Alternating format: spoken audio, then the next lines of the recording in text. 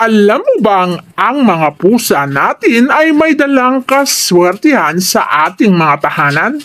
Meron silang tinatawag na astral force kung saan ang positibong enerhiya ang ipinapasok nila sa ating mga bahay.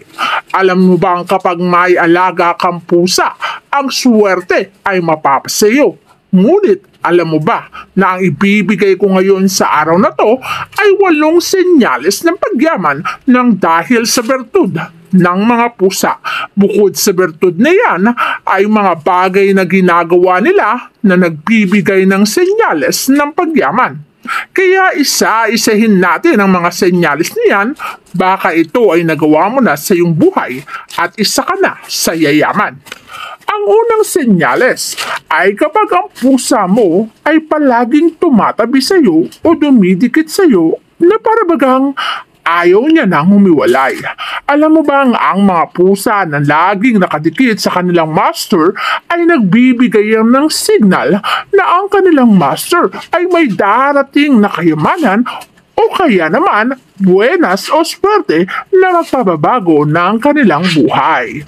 Alam mo kasi ang pusa nating alaga ay malakas ang kanilang mga pakiramdam. Kaya naman ramdam nila kapag ang swerte ay paparating na sa kanilang mga master.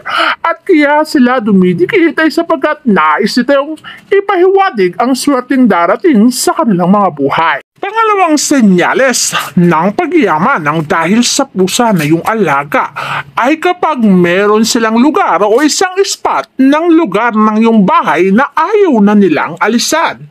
Alam mo bang ang lugar na yun ay magsisilbing buenas o swerte sa iyong tahanan.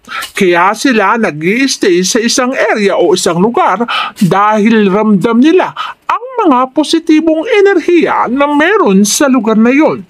Kaya naman kung ito ay yung nararamdaman at alam mong ang spot na to ay ayaw nilang alisan, agaran mo tong lagyan ng isang enerhiya na magpapasok ng positibo o blessing sa iyong buhay. Lagyan mo to ng isang pangpaswerte na maaari ring mag-attract o makadagdag sa swerte o buenas na dinadala ng iyong alagang pusa sa iyong tahanan at sa iyong buhay. Kapag ganito ang iyong pakiramdam, kapag ganito rin ang pakiramdam ng iyong alagang pusa, ang swerte o buenas ay nalalapit na sa iyong tahanan. Kaya sila nag-i-stay sa spot na yun dahil dito magsisimula ang pagbulusok o kaya naman ay pagpasok ng kaperahan. Kaya pwede mong gawing lugar o pwesto ng iyong opisina o kaya naman ay negosyo ang spot kung saan sila nag-i-stay upang makapagbigay ito ng buenas sa negosyo o trabaho o sa anumang ginagawa mo. At paniguradong ito'y magtatagumpay at magpapasok sa iyo ng maraming kaperahan.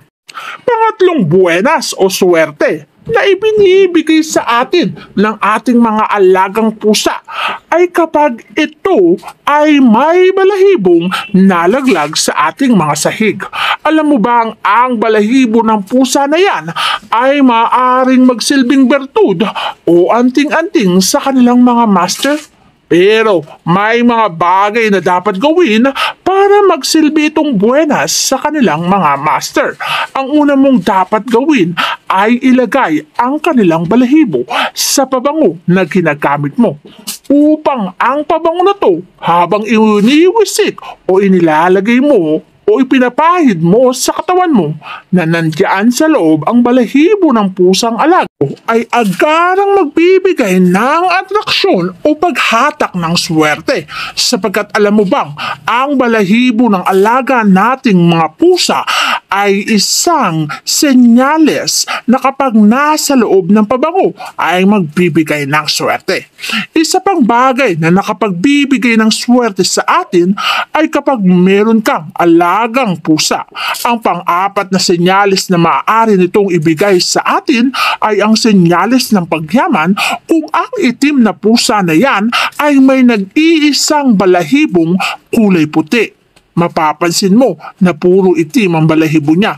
Merong nag-iisang puting balahibo, agad mong kunin ang puting balahibo na yan dahil yan ay natatangi, yan ay maaaring maging bertud na magbibigay ng swerte. Kapag kinuha mo ang puting balahibo sa kulay itim na pusa, agaran mo itong ilagay sa pulang tela at ang pulang tela na yan ay ilagay mo sa wallet o pitaka upang ang atraksyon sa pera ay mapasa iyong buhay.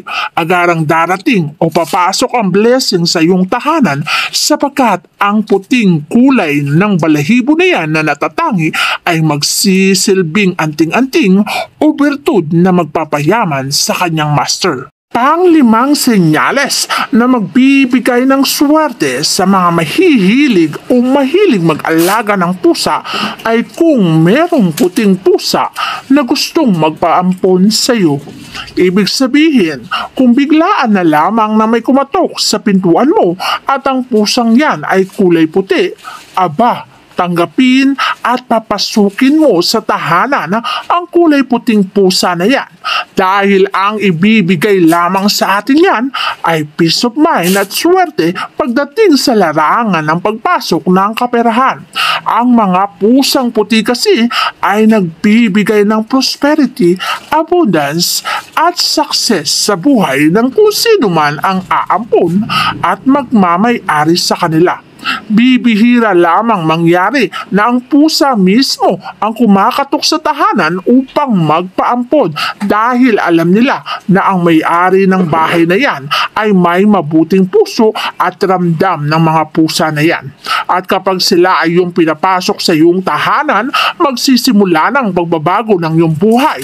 Magsisimula na ang success at tagumpay na iyong inaasam-asam. Pang-anim na senyales ng pagyaman ay kung meron kayong alagang pusa na palaging nag-i-scratch sa iyong sahig, sa iyong upuan o sa iyong mga gamit. Agaran mo itong puntahan at tingnan kung meron ba silang naiwan na mga kuko. Alam mo bang ang kuko na yan kapag naiwan nila doon sa lugar kung saan sila nag-i-scratch ay kunin mo agad ang kuko na yan sapagkat ang kuko ng pusa ay maaaring maging bertud.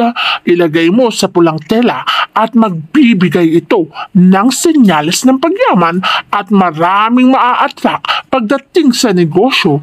Ang mga customer ay kusang papasok sa business mo. Magtatagumpay ang anumang bagay na gagawin mo dahil ang kuko ng pusa ay sinasabing bertud, anting-anting na magpapayaman sa iyo. Ang pang-pitong senyales ng pagyaman dahil sa bertud ng pusa ay ang kanilang mga bigote. Alam mo bang napakahalaga ng bigote ng mga pusa? Ang bawat bigote na yan ay senyales ng kanilang kahinaan o kalakasan. Minsan lamang ito mahuhulog o malalaglag sa pusa.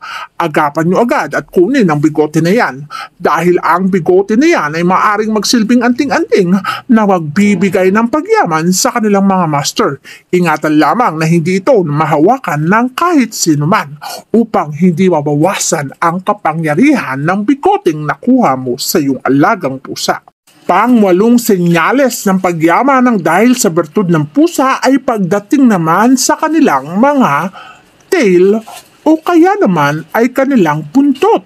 Mapapansin mo na bibihira sa mga pusa ay may maikling buntot. Alam mo bang gifted ang mga pusang may maikling buntot dahil ang ikli na yan ay nagbibigay senyales ng kaswertihan. At kung sino man ang nagmamay-ari ng pusang may maikling buntot, ang swerte naman ay nag-uumapaw at darating ang swerte sa iyong buhay na walang hanggan. Kaya't mapalad ka kung isa ka sa nagmamay-ari ng pusang may maikling buntot.